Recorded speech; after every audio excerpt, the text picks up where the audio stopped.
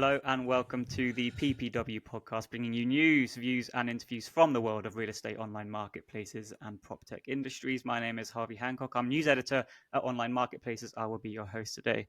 As always, we are with Simon Baker, who's not happy with the dog. Simon, how are you doing? I'm very well, thanks. I think the dog's been playing with my microphone. Anyway, all is good.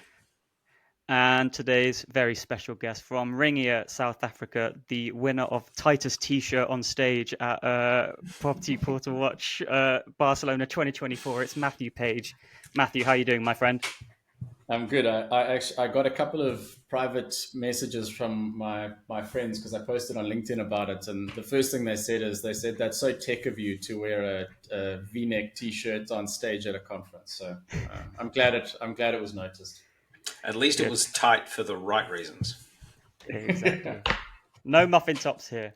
Right then, before we get into today's conversation, which I'm sure is going to be a very good one, a couple of updates from us.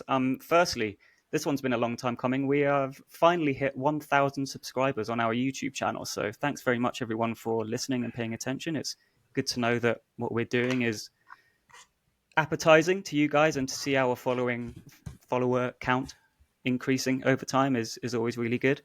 Bangkok 2025. Simon, give us the pitch. The tickets are already on sale.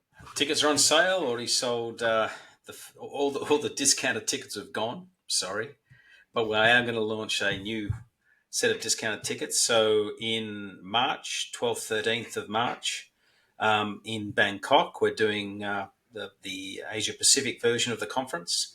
We'll get 200 plus C-level leaders. From primarily Asia Pacific, but also from around the world. And we've also launched our 2025 Europe conference, where tickets have already started selling, and that's going to be in October next year. So we're exactly 51 weeks away. So it's on Wednesday, Thursday, Friday, roughly the 15th, 16th, and 17th of October 2025. So I suggest registering now for both conferences to get the best price. And if the feedback from the last conference, which was incredibly positive, it just says that next year's conference is also going to be fantastic as well. So be there, or you'll miss out. You will miss out. But for people who were in Barcelona, you won't be missing out on our video presentations. They are currently being uploaded to YouTube. They will be available in the coming weeks. They take a long time to upload, unfortunately, so it's not as fast as we would have liked, but they are on their way, we promise. Right, let's get to it, ladies and gentlemen. Matthew, who are you? What do you do? Tell us about Ringier South Africa, and tell us about what you're up to in the market. Okay, thank you, Harvey. I am Matthew Page. I'm from Cape Town, South Africa, but I'm part of a Swiss media and classifieds group called Ringier. Ringier is a holding company. We've got about 140 businesses in the portfolio. It's split between media and marketplaces, roughly 50-50 in terms of the number of businesses and the revenue. Ringier is a media company at heart. It was founded close to 200 years ago, and it started out as a printing press and then went into newspapers, and classifieds was almost a byproduct of the digitization process. So we have a different culture in the company to a core marketplace operator. Marketplaces were something that kind of happened to the media industry rather than a forethought. So a lot of our businesses, the marketplace side, were acquisitions. So went into Eastern Europe and Africa, and at a point in time, Asia Pacific, and bought some of the up and coming platforms. And those have done really, really well. So now we have a relatively dominant position in most of our markets. And that was kind of the segue into where I joined the organization. My background was strategy consulting. So I was at a company called Carney, and an opportunity came across my desk to join the Ringier team in Africa to run the recruitment classifieds businesses, which was a complete kind of juxtaposition from the type of things that I was doing before. I had no digital experience. I was very much an operational expert and looking at sort of large processes and trying to solve for efficiencies in that. And I loved it. I had a ton of fun working in the classified side. We have very unique challenges in Africa, infrastructurally, ways of working, different cultures, different things like just getting to places is a nightmare. A trip to Nigeria is should be on everyone's bucket list just to appreciate what it's really like to travel in a developed world. It's a crazy place. So my job for 2-3 years was to run that, and Ringier has slowly started transitioning its way of working from being a pure holding company to being a kind of a variant of an operational and holding company. So we've started over the last 4 years to build up operational expertise centrally and tech expertise. And I happen to fall into the bucket of tech of the tech organization starting to take scale. It was also born out of Africa. So in the African context, we took 7 or 8 businesses and we consolidated them all, and we had single tech stacks to run them with consolidated marketing expertise, SEO, various other kind of technical items that are expensive and difficult to do. And that model worked quite well. So we're now rolling that out in the rest of the Ringier ecosystem. So my job today is commercial director of our tech team. I am one of 100, and I'm the only operations person in our team. Every other person is either a software developer, a user experience specialist, or a product manager.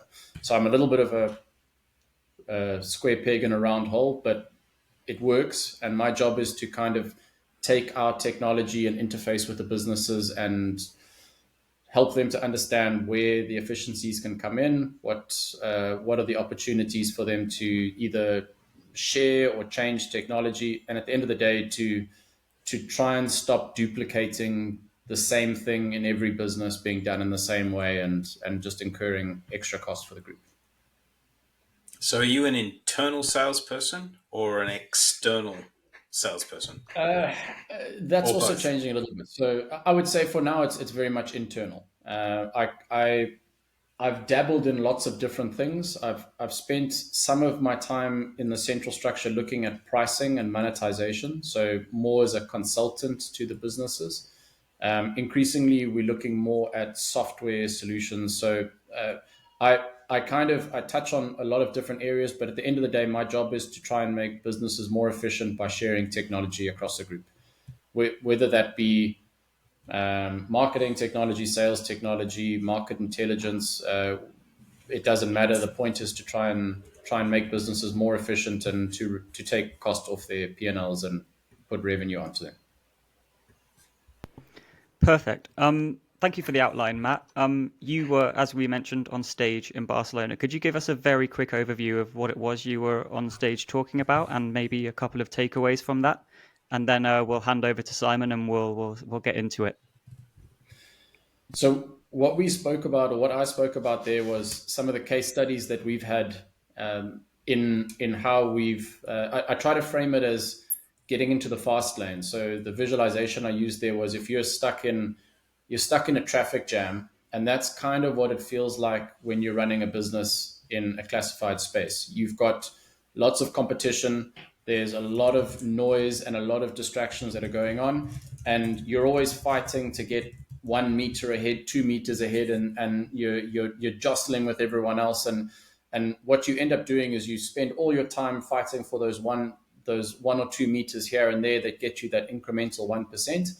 And what I presented was a theme of how do you get out of that mindset and get into the fast lane and just go unencumbered or uninhibited, forward and really take the market by a different tactic. And we spoke about 3 areas that we've done that internally that have worked well.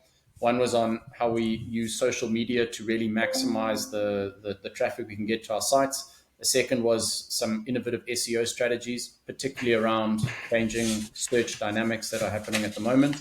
And the third was a slightly differentiated monetization model for agents, particularly in the property sense. The premise was that we do this all with one tool, and that was what I was ending off with. But the idea was more to present ingenuitive and different ways that you can think about problems that everyone is facing. And your solution is applicable not only across classifieds, but also editorial-based sites. Editorial, e-commerce, ticketing. I think it's the core premise is you've got to have a large amount of content that you need to distribute to a number of endpoints. Those endpoints could be um, search related, or they could be social media or paid media. But lots and lots of content, and it's got to go somewhere, and it's got to go in a smart and efficient way. Okay, so let's sort of break that down. I mean, I think that's a interesting way to think about it. So I have, let's say, in the context of property portals, I've got a large number of listings. If I'm an editorial site, I've got a large bunch of articles. They're already sitting on my current site. Your solution plugs into that site, or do I have to do something unique, special coding? How do we start thinking about it? And then we'll talk about what it actually does, how it distributes out to the various channels. There is a little bit of integration that's required. It's typically not that much. It's about a week of work from your team. What we need to do is we need to get your data. And we use your data to make informed decisions around what content to send where. We also use it to manipulate your data so that it's fit for whichever endpoint we're going to send it to. And that really depends on what the strategy is you're trying to optimize. So making that Matthew, making that practical. If I'm sending it off to an Instagram channel, you'll manipulate it to be Instagram friendly using, I guess you would call it best practice for Instagram. Yep. And if I've got a YouTube channel, you'll cut it up into shorts and my long form video. And I guess if I've got other newsletters, for example, I guess you handle them too. That's correct. It's not the whole truth. It's part of the truth. If you want to kind of give the full view, there's two parts to it. The first part is, what do you distribute and why do you distribute it to a certain endpoint? So that's like the brain, if you want to call it that. And typically that's what your marketing organization is doing. So if you've got a social media manager or a community marketer sitting in your organization, they are selectively choosing content, often manually, and saying, I want to send these particular types of listings or this particular type of content to this particular channel. And I want it to have this particular brand voice, and I want it to look like this and feel like this and engage like this on this endpoint. And there's a reason for that. They have a strategy because they know that there's a particular demographic or audience, or there's a particular strategy that they're trying to drive. So the first part is selecting the content. The second part is actually distributing it, which is what you're saying. That's like making sure that the format is right, making sure that the caption and teasers are the right size, making sure that you've got the right number of characters for the endpoint, completely different whether you're going to X or Instagram or LinkedIn or Twitter. So those kind of things is the second part. We do both. And in our opinion, the most important part is, what do you send? Not necessarily how you send it. And it's not that I discount that having it in the right format and optimized for an endpoint isn't important. It's very, very important. But you want to make sure that you're sending the right stuff to the right channel at the right time. And importantly, you also want to pull it from a channel at the right time. And if I kind of give a very simple example to maybe elaborate on that. If you have a agency and you've got an SLA with them that I'm going to deliver you 50 leads at minimum per month, I'm just making a silly example up. You don't want to be delivering more than 50 leads because that's your SLA. So if your marketer is continuing to send content to an endpoint and continuing to deliver traffic back to that agency and delivering incremental leads over what they're paying you for, you're wasting that money at the opportunity cost of delivering that to someone who hasn't got their 50 lead SLA. And it's a very sort of simple example, but oftentimes your marketing organization is operating at this level and your sales organization like this, and they just miss each other because the sales team is saying, I'm going to sell 50 SLA leads to property agent A, and your marketing team is saying, I'm going to maximize or minimize my CPL or my sessions. And those things just don't connect. And you often find the organizations almost either completely siloed or at loggerheads with each other because your head of sales is pulling his hair out or her hair out saying, I've made this promise and you're not achieving it. And your marketing organization is saying, well, how must I know that? I don't have the data to be able to do it. And what the CDE really tries to do is connect those things together so you can do very, very interesting marketing strategies that are connected to sales KPIs. Okay. What I guess that this is all born out of the fact that you have with Ringier a broad range of different products and services, everything from classified sites through editorial sites. Is this being used widely across the group? And if so, how is it used? Are there people running it every day, or is it set and forget? How does this actually operate? We are not fully finished rolling it out, but we've got it to about 120 of the businesses now. So for the sake of a simple answer, yes, it's used across the group. We have the benefit of having a big group and a large number of businesses, and we also have the benefit of a large number of these businesses being pretty similar. The way a classifieds marketplace operates in one country to another is not that much different when you look at a lot of the activities. So the way we've chosen to do it, we have a central team where we have an SEO expert and a social expert, and they curate the tooling in the CDE. So we would roll it out to a business. That business would have their own P&L. They'd have their own marketing manager. My job and the job of the other two specialists my job is commercially to make sure that we have the licenses and the internal billing in place that it works. Their job as SEO and media experts is to say, these are the kind of strategies that we think are going to work for you. The setup takes 2 to 3 weeks. And after that, it is for the most part, leave it and let it do its thing. It's built to, I wouldn't say it's built to replace marketing teams, because that's not true. And it's empirically not true either. What it does is it removes a lot of the day-to-day donkey work that marketing teams are doing. So having to filter and select content, having to format the content, having to really think about how to get something from this place onto 20 different channels, that's really, really time consuming.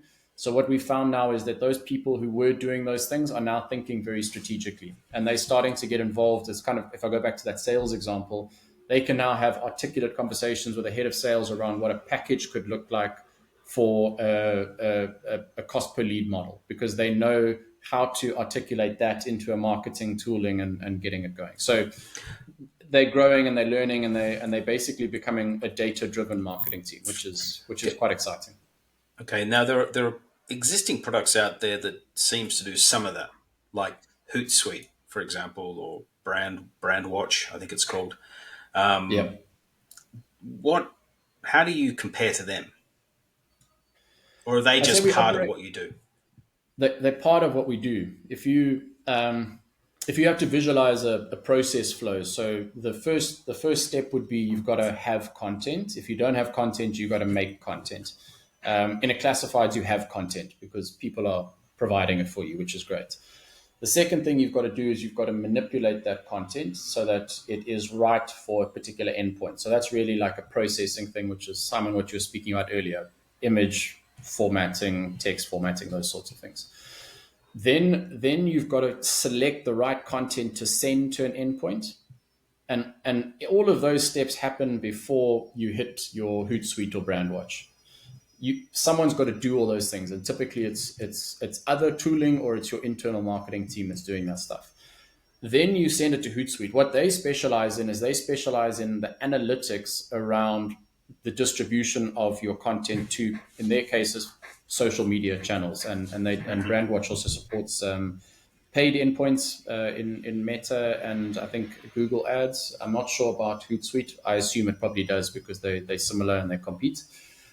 What they're very good at is they're very good at telling you things like how well did your content perform on the endpoint, how many likes did you get, how many shares did you get, who is the demographic of the audience that's looking at it. That's really, really valuable stuff. That comes after all of those previous steps, and what we're playing in is before that. So we integrate into those tooling systems so that we can get some of that feedback back. And the reason we do that is that feedback is really useful data points to start understanding what should I be distributing in future. So if you know that a certain category of property is working really well on a certain medium at this point in time, then we should send more of that, because that's That seems to be what's happening in the market, and we have those sorts of things integrated. So if I'm running a property portal, or I'm running an editorial site out there, and I'm thinking, how do I implement this fast? Is it, you said it's a week to implement the product? Yeah. Yeah. But then what's the pre-planning that has to be done in that process to understand how best to do it? And then how do they get in touch with you to actually talk about it? I'll answer the latter first, and then I'll go to the first question. So at the moment, we're a very nascent sales organization. I wouldn't even call us a sales organization. We are me, myself, and I at the moment. So you're going to have to get my details. I don't know, find me on LinkedIn or something like that if I haven't already met with you. We're in the process of formalizing it, so a proper website with the necessary details and contact forms. At the moment, sorry, we just don't have that. We focused on building the tool internally, and now we're only starting to think about externalizing it. For the former question, how would they do it? We can take data in any form, and the quality or the type of data that you're providing will predicate what you're able to do with it. If you want to solve some of the SEO challenges that we spoke about in the conference, and broadly speaking, that's kind of two areas. One is how do you tame Google, and the second is how do you build optimal long tail content. For that, we need real-time data from you, which means that you're going to have to do our most advanced technical integration, which is connecting to an event bus. And what that does is it sends payloads of data to us. Every time a listing goes online, in real time, we know that listing has gone online, and we've got a payload of all the right data that we need. So the image, the title, the attributes, amenities, those sorts of things. That takes about a week, and that's where your developer time is needed. You don't have to do that. You can send us a flat file. You can send us a Google Sheet. You can manually configure things if you really want to.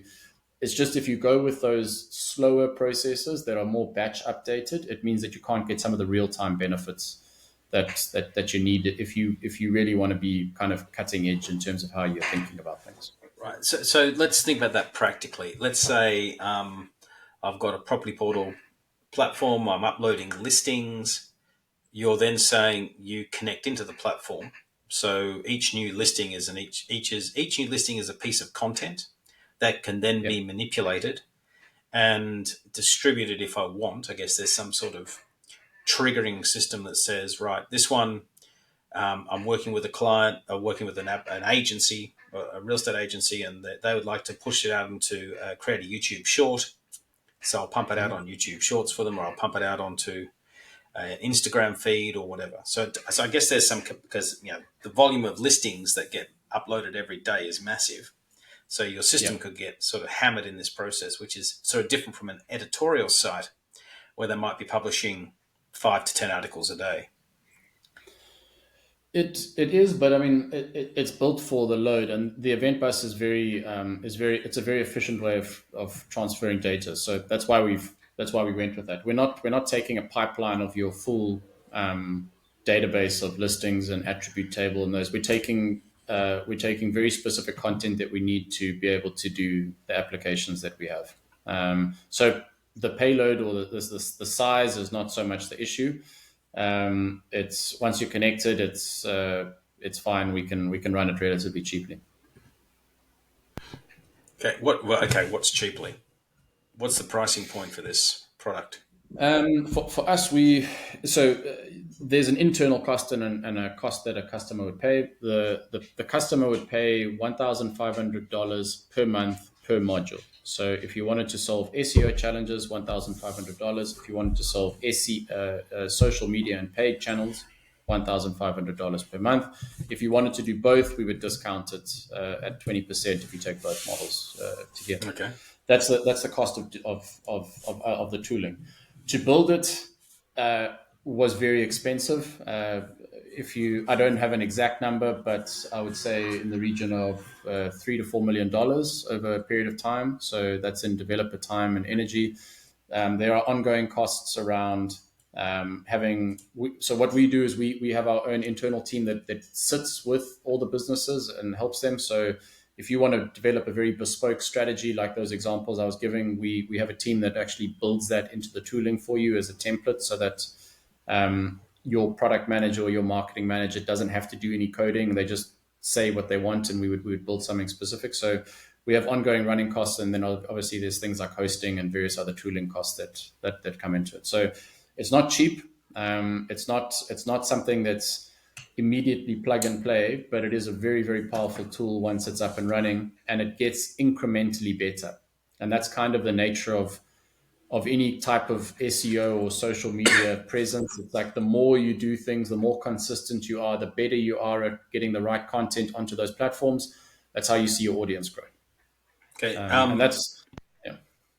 I was going to say, Harvey, it sounds like something that you and Ed should be using for content distribution and content management, just to make your lives a little bit easier and to expand your presence on not only YouTube, but social media networks. Well, as Matthew has been so kindly invited, I'm sure he's going to give us a massive discount on the tool when we talk offline after the end of the episode. Matthew, I want to pull you up on something you said a long time ago, actually, which was something along the lines of, you're a big group of companies, right? You've got international, lots of markets, lots of horizontals. Can you sort of give us a feel for what trends you're seeing in terms of classifieds around the world from Ringier's perspective? And that will also allow us to segue perhaps into the topic of conversation that you suggested to us via email afterwards. So maybe a bit of a zoom out, and then we can pivot to your topic of conversation today. I think operationally, there's not too much else that I can add over and above what I think is common knowledge and was quite well spoken about in the conferences. What I can say from our side particularly is, I think the biggest changes that we're starting to see is economic changes, where suddenly the world is in a different economic cycle, and that's really kind of come home to roost with a lot of our businesses, where growth is not happening just in spite of what we do. We have to start being really smart and thinking about how we can monetize our agents better, how we can do things more efficiently and effectively. We are very much in a cycle of being cost conscious now. A lot of our big markets that have grown at double digit rates for a long period of time are suddenly starting to either regress or slow down. And that's a very uncomfortable place to be when the good times have been rolling for a long time. And I think you get a little bit complacent with how you run your business. You take on a lot of costs that are not necessary, really. And I think that for me is the big right sizing. I don't know Western markets well enough because we don't operate in Western markets, so the intricacies of it. But I believe that a lot of the conversations that were happening around the US markets, around UK, around France, around Germany, I think that the same sort of dynamics are going to start coming into play. I think businesses are going to have to think about not having hands on deck for the sake of having hands on deck. They're going to have to be smarter around how they do reproducible tasks on a day-to-day basis. And that's only going to get compounded by a whole surge in AI applications that come in. So I think that that's going to be a big theme around not necessarily growing your business, but growing your profit and finding ways to become more efficient and effective. I think that's my view on where the economics of the markets are going to drive the decision making. Anything to add to that, Simon? No, I agree. I think, anyone who's running a business today, and I actually it raises the thought. I was chatting with a company who will remain nameless yesterday, and what was clear, they should be profitable. They're doing a small company, but they're doing 3 to 4 million in revenues, and they should be profitable. Right? They should be generating a 25% EBITDA margin, but they're not. They're not because I think they're a bit bloated in what they're doing. That's got that. I asked them questions about, well, how many people you got doing this and that, and you go, well, why have you got that many people, right? And you clearly haven't taken a step back and invested in technology like the Ringier guys have done. Okay, where you're leveraging technology, you're leveraging AI, and you're making all the mundane processes automated, so that the people can focus on the smart thinking work rather than doing a lot of the manual grunt type work. And that was very clear in that conversation. And I think what Matt's talking about is you've really got to make sure that everyone you bring on board is actually adding value, and adding value at a thought level, not just a worker bee level.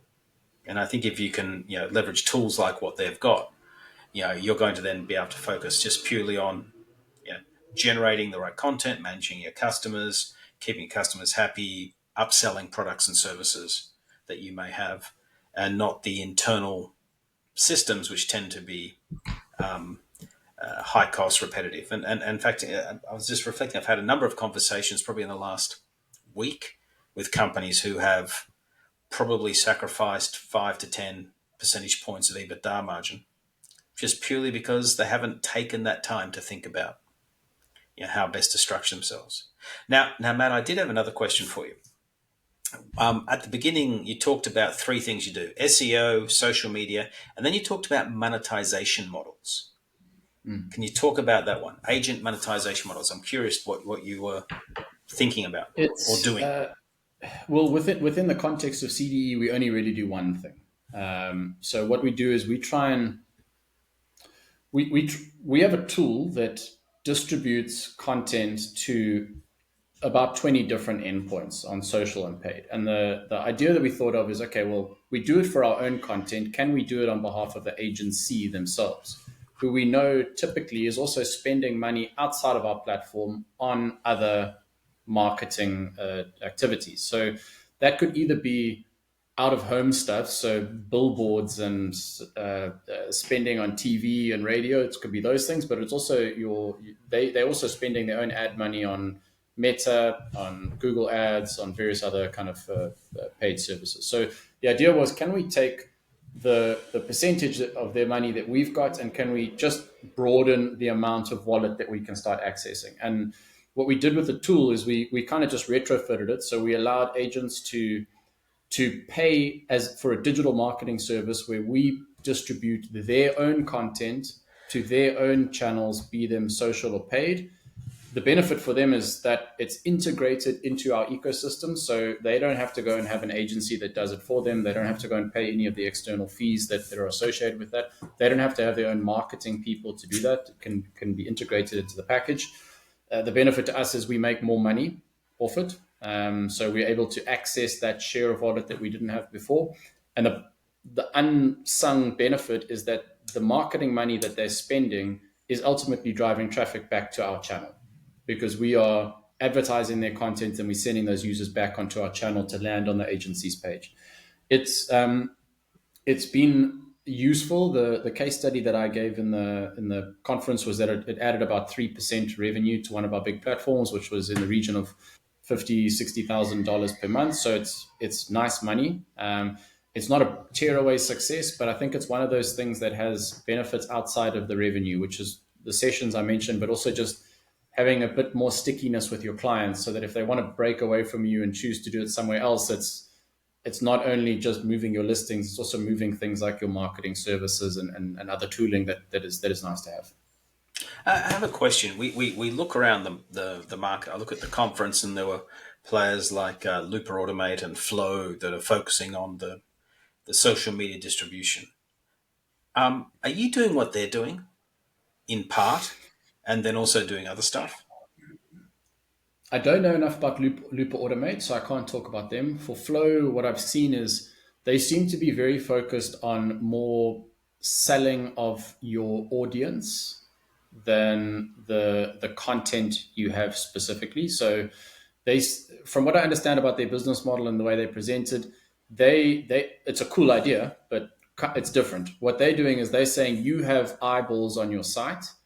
Let me take your eyeballs and sell them to agencies who have got BMW and Nissan and Volkswagen who want to get access to your eyeballs. And we can do some smart things around segmenting your audience so that we can optimize the amount of money that we make and that you make. We're not at all involved in anything like that. we are just distributing your content in a smart way to endpoints for your own benefit. Cool. I love what you're doing. It's very cool. interesting If you stuff. want to talk, It is good.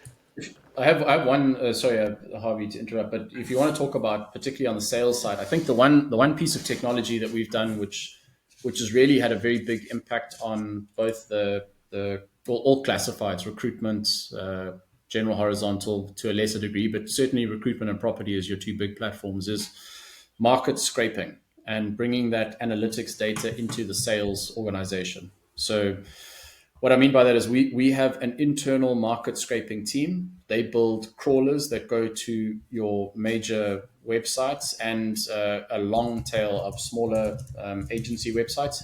They scrape all of the content that is available in a market. We deduplicate it. We are able to work out where is the source of that content coming from initially. So who is the originator of that source?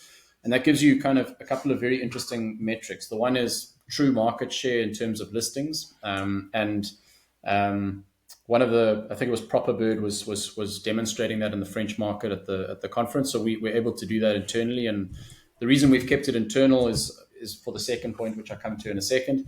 We then take that and we start building that into our sales processes within our particularly your tele sales and your core sales teams, but also for kind of your bigger account management professionals. So what you can do there is you can say that your agency that you're managing, you're getting only 40% share of wallet because 60% of their content is originating somewhere else or is being posted somewhere else. And you can do things like create alerts when that content starts to grow on an external player. And that's really, really powerful stuff for a sales team because you're now sitting with an analytics report or a notification that's saying, hey, your client Simon has just started spending more money with your competition. You better get in there and have a conversation with them very quickly.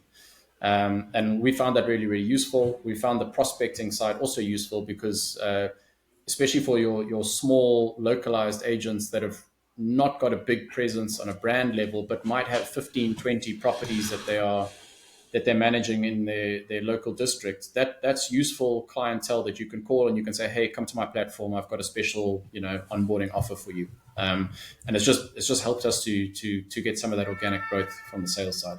Can you also track when a property moves from, for example, a standard listing to some sort of featured listing, some sort of upgraded listing?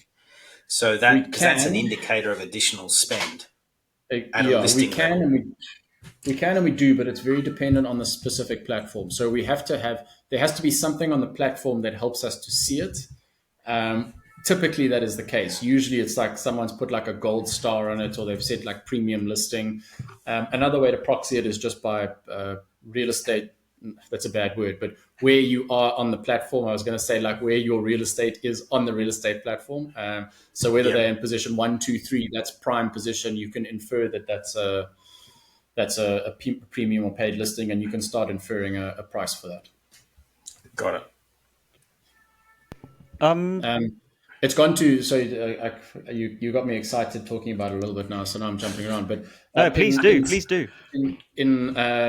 team is really impressive. They're quite a cool unit. They've also developed a tool now where we can scrape, but without kind of a tech team that needs to facilitate it. So as a product manager or a marketing manager, without a technical level, you can administer a scraper.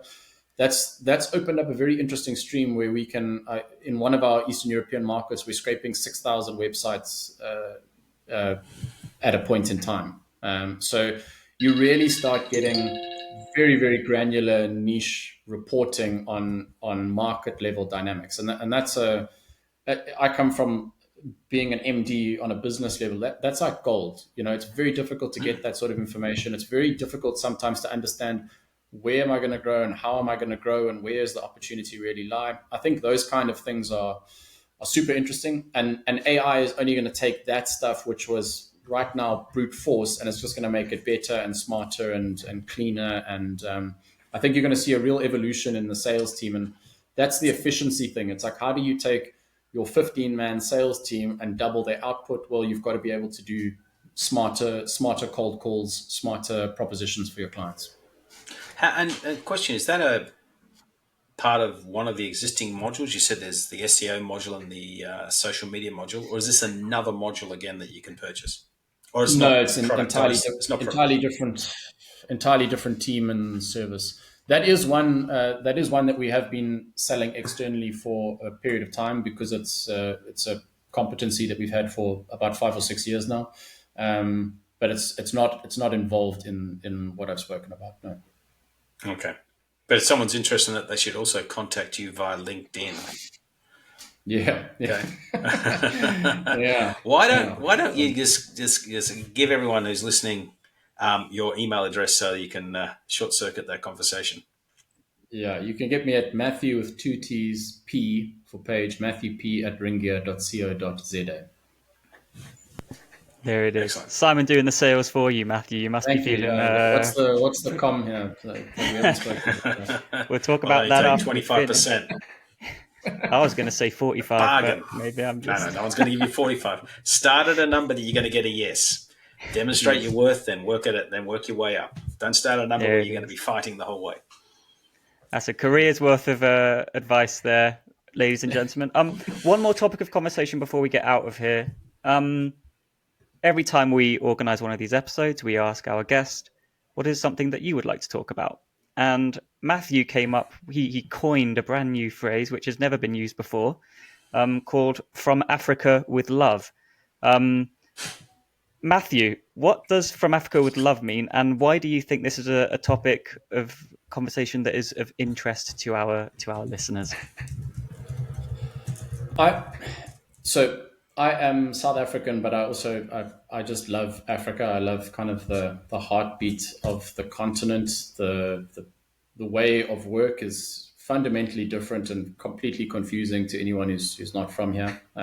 Again, I say if anyone's ever got a chance to go to Lagos and Nairobi, in Nigeria, it's a mind-blowing experience. From the second you exit that airport, someone is trying to sell you something. Like you will not be able to move 20 meters before you've been propositioned by 5 different people with 5 different sales pitches on how they can help you do something a little bit better. So it's a really cool place to work. A lot of what we've spoken about is kind of born in that kind of an environment. Africa is low GDP per capita, has had over the last 10 years not good enough economic rates to really sustain any form of business growth in spite of itself. So we've had the opposite to what's been experienced in North America and Europe and in certain Asian markets. You couple that with a pretty weird technology setup where internet penetration is high, but it's mobile and it's mostly social media. So users are not necessarily using the internet, they're using social media as their gateway to the internet. It's how they consume services, it's how they understand worldly dynamics. They're not going to necessarily media brands or anything like that. It's a very, very kind of different market. It's super, super young. And you've really got to get into transactions if you want to make money. You're not making money on just doing classifieds at the moment. So there's very few companies. I don't know if there are any companies that make enough money to be profitable just on classifieds. So in that kind of a weird mixing pot, you start getting really interesting and ingenuitive solutions. The mobile money is prolific across Africa, different transaction-based services. So I think those kind of things are very interesting learning mediums. And as you start looking at your traditional businesses as you start looking at your traditional businesses that are now struggling with an aging demographic and are now trying to access this new kind of youthful demographic that doesn't have the same amount of money, consumes content entirely differently, is very mobile first. I think there's a lot of learnings that can come from a continent where they had to do that just because that's the only way to operate and potentially can be leveraged. So the CDE was born in that situation. We had to automate social media. We had to be in lots of different surfaces at the same period of time. We had to do it super cheaply and we had to do it 24/7. And those are problems that we had to solve purely because that was the business dynamic. I think those kind of things are very interesting. I hope to see my little sales pitches. I hope to see more of those learnings being shared across the both Ringier and the rest of the classifieds ecosystem.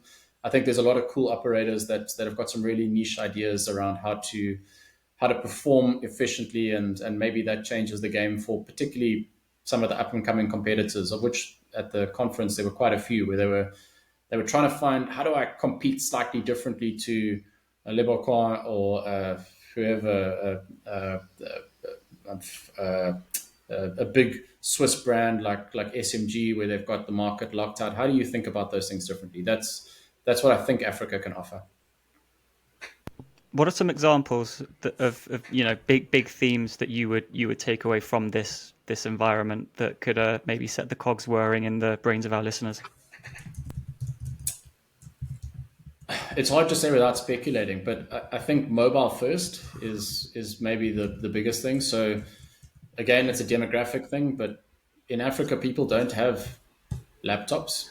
It's not a medium. The sitting at a desk with a monitor is kind of a luxury that was just never really afforded to the majority of the people that you're trying to market to. So, and I think that that's going to start evolving. So as we move to completely changing technologies with VR and AR, but maybe that mobile first experience can start leading into it.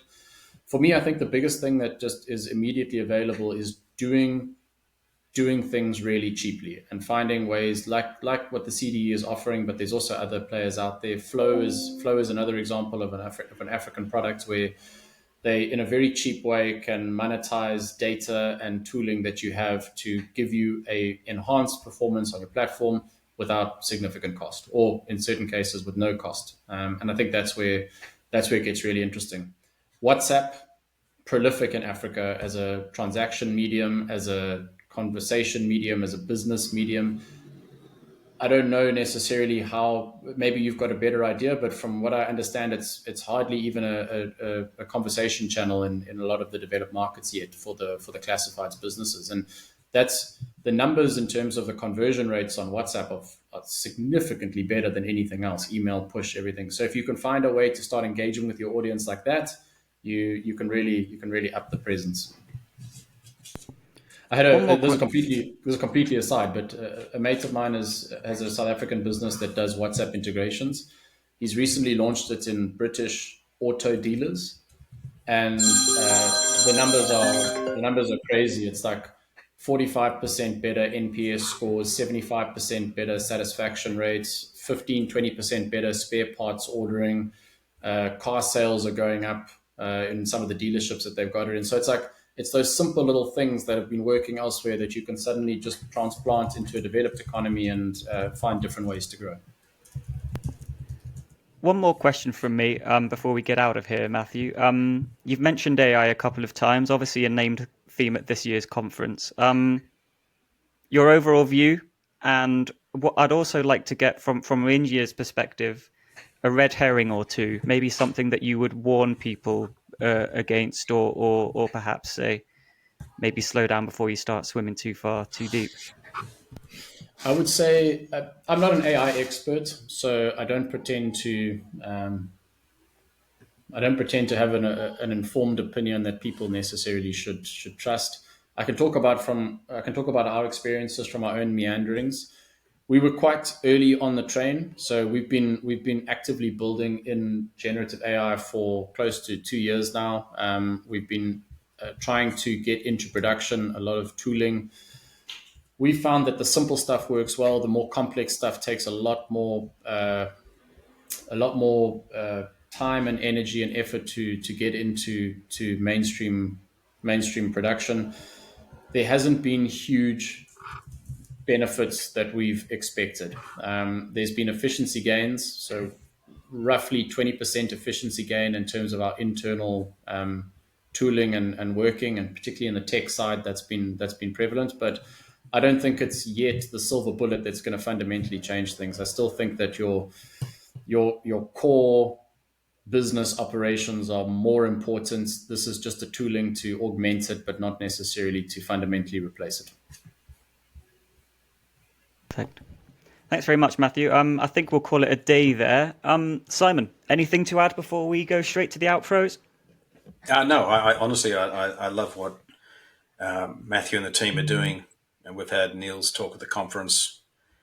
before. And I think this sort of hub of innovation down in South Africa is generating some truly interesting stuff that if any company is thinking about how do I make my internal systems more efficient, more effective, so that I can get much better outcome for all the input that I'm doing, and if I want to reach a broader audience in a more consistent way, help my SEO, help my social media marketing, and even explore some of these new paid models. And they should reach out to Matthew at matthewp@ringier.co.za, and he will help you out. I'm looking at what they're doing there for a number of businesses, including this one, Harvey, because I think it can make us far more efficient and effective. And the way I think about it is, we can bolt together a bunch of products like Hootsuite and Opus Clip and whatever, right, to basically clip things up and distribute them and manage them. But if someone's got an end-to-end product that does a fantastic job in a almost set and forget way, these are the guys to talk to.